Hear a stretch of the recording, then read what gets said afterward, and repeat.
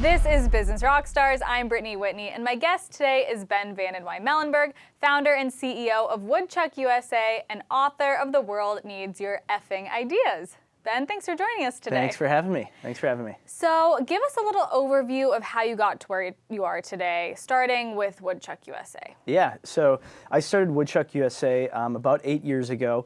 WOODCHUCK is a company that designs and manufactures all kinds of custom wood products. So wood phone cases, wood journals, wood business card holders, and we do a lot of corporate gifting.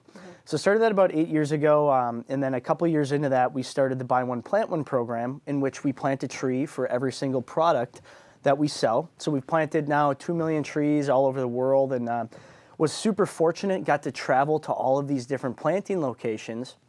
And kind of one of the biggest things that I realized traveling to each of these locations is so many of the people in these locations had incredible ideas to start businesses or to start things that would help change their kind of situation or their community situation, but they weren't doing them.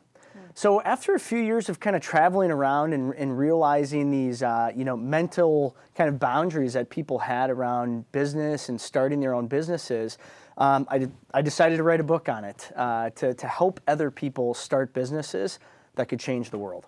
That's great. And I should have brought my WOODCHUCK journal that you gave me. They're really cool products, and you guys make really high quality products. What was the inspiration, though, behind starting WOODCHUCK? Yeah, so I was drinking a beer in the architecture studio, going to architecture school, and really had no kind of desire to start a business at the time. At the time, I wanted to go be an architect in Colorado and design cool houses. Yeah. But late one night, I was rollerblading back from a job that I had, and I shattered my iPhone.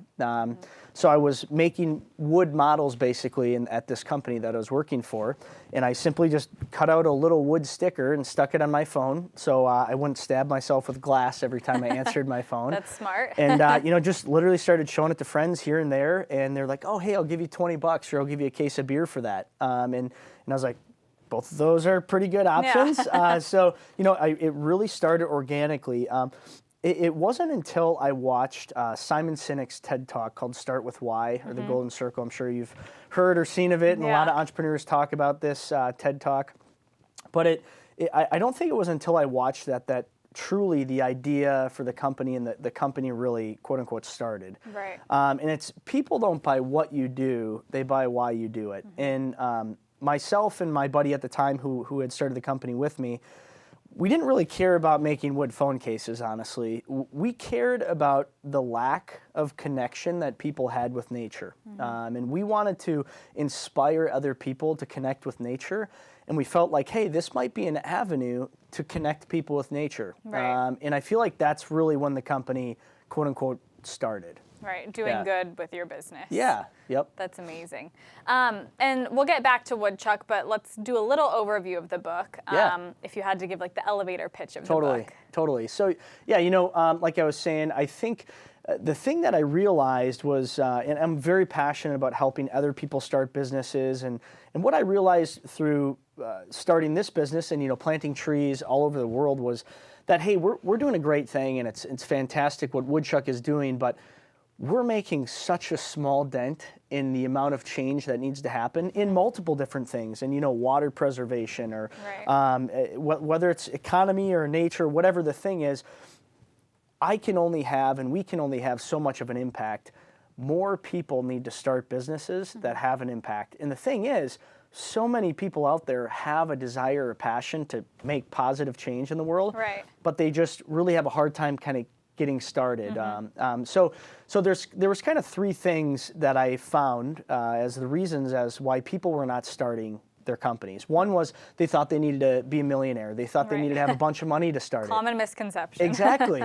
And I knew that wasn't the case because I was a broke-ass farm kid. Yeah. Okay, so I was broke, and I knew that you didn't have to have money to start it because I started this company and had no money. Right. The second thing I think a lot of people think is you need to have this wide array of business knowledge to start a business.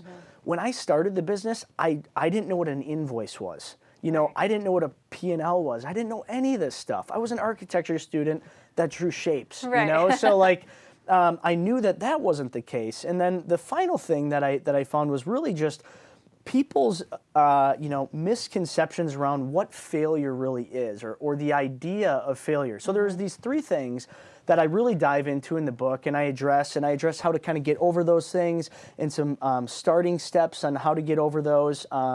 So yeah, that's the elevator pitch for the book. I love it. It sounds so helpful and useful for any entrepreneur in any stage, really, of their business career. Yeah. So a lot of wantrepreneurs, people who want to start, grow, or fund a business, don't do so because they're letting that fear of failure get in the way of following their passion. What advice do you have for someone who has such a great idea and is just not executing because they're scared? Totally. So this is one of the things I really dive into in the book, and what I bring it back to is small steps, taking small steps. A lot of people think that you have to take these huge steps, or you have to make these huge advances. You don't have to make huge advances. You have to take small steps. So for example, you want to start a business. Okay, did you file your LLC, or did you file your C Corp? Did you file as a business yet? Right. And a lot of people say, well, no, I don't even know where to start. Well, send a effing email. Send an email to a business owner. Hey, how do you file to be a company? That's a great small step. Right. You don't have to file today and be a billion-dollar company. You have to call someone or email somebody. Take super small steps. So that's kind of the first piece. And the second piece is realizing that if you take a step in the wrong direction, that's not a good thing, that's a great thing. Because you realize, okay, stepping to the left, that was wrong. And I'll give you an example that a quick step, that just means that you realize you have to step to the right. Right. So it's not bad that you made a mistake or had a mini failure, right? It's a great thing because you realize, oh, that didn't work, I need to go in this other direction. It's not going to end you. Right. One of the examples, so in the first year of starting the business, we had gotten into all 1,800 Target stores with our iPad mini skins. Now, first off, it was a terrible product. It was way too high priced. I don't know how in the hell we even got into Target stores, but we got into all 1,800 Target stores. And before that, prior to that, I think we had maybe sold 100 units or something like that. Okay. Well, we got an order for 85,000 units.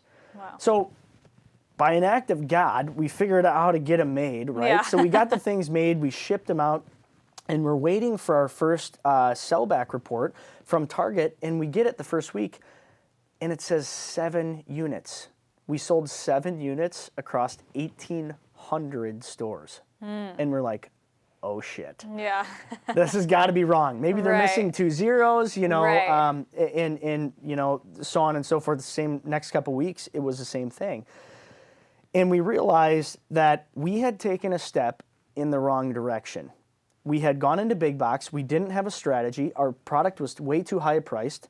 No one even knew what the thing was. It was a $30 sticker for the back of your iPad mini. It was Right. like, my dad walked into Target, and he didn't even know what it was. He's my dad. Yeah. So it was like, okay, we took a step in the wrong direction. We realized big box is not the answer. Now, most people, or a lot of people, and a lot of entrepreneurs out there would have said, oh, I tried it, we failed, we're done. Right. What we said was, no, F that. Big box is not the right way to connect people with nature.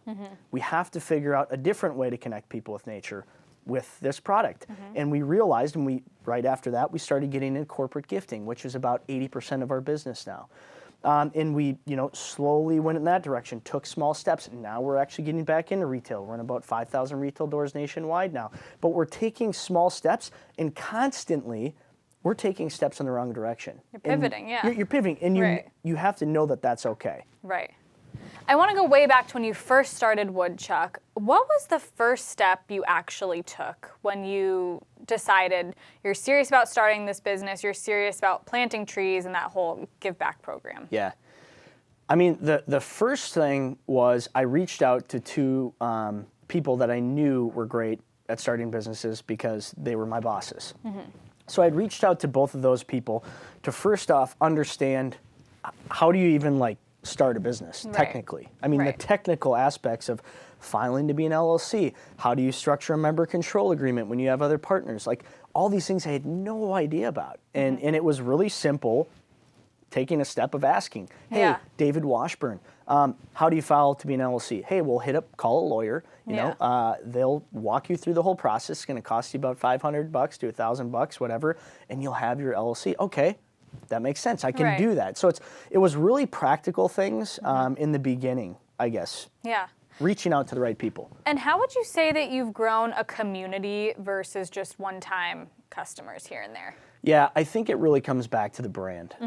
You know, we had multiple opportunities in the beginning to take our brand off of products and sell them white label, as it's called, under different brands or under different things. But realizing that we didn't want to kind of create, you know, the next Furby. We wanted to create a brand that stood for something bigger and really was about connecting people with nature and bringing jobs back to the U.S. And we had to stand by that. And multiple different times we had to turn down pretty big, what looked to be really great offers for sales or for whatever it was. And, you know, I think recognizing that the brand was important in investing and focusing on the brand, I think is really what separates us from other competition. Absolutely. If someone's watching this interview right now and they're like, wow, this guy's so cool, I want to do what he's doing, what would be one takeaway or action item, whether it be from you, from your book, that you would want to really resonate with them? Yeah, totally. So, I mean, first off, whether you like regular books or audiobooks, we have both. Go to my website, benvw.com. You can buy the Kindle version, the audiobook, whatever you want. Read the book. You know, I think, or listen to the book like I do. I don't actually read a lot of books, but I do a lot of audiobooks. And I think there's a lot to be gained from just listening. And I listen to other entrepreneur stories all the time. I talk to other entrepreneurs all the time. There's usually a few tidbits from each entrepreneur that you can kind of pick up on. And maybe some of the stuff resonates with you, maybe it doesn't. But I think that'd be the first step that I'd say. Check out the book and start taking small steps. Don't take huge steps. You know, today, don't burn yourself out and send 5,000 emails and try and learn how to make $1 million. Just take small steps and keep taking them in the right direction. Absolutely. Well, Ben, thank you so much for joining us today. Thanks Once again, where can people listen, read, purchase your book? benvw.com. Okay, and woodchuckusa.com? And woodchuckusa.com. Okay, Ben, Awesome. Thanks so much. Thanks for having me. This is Business Rockstars. That was my amazing guest, Ben VandenWymelenberg, founder and CEO of Woodchuck USA and author of The World Needs Your Effing Ideas.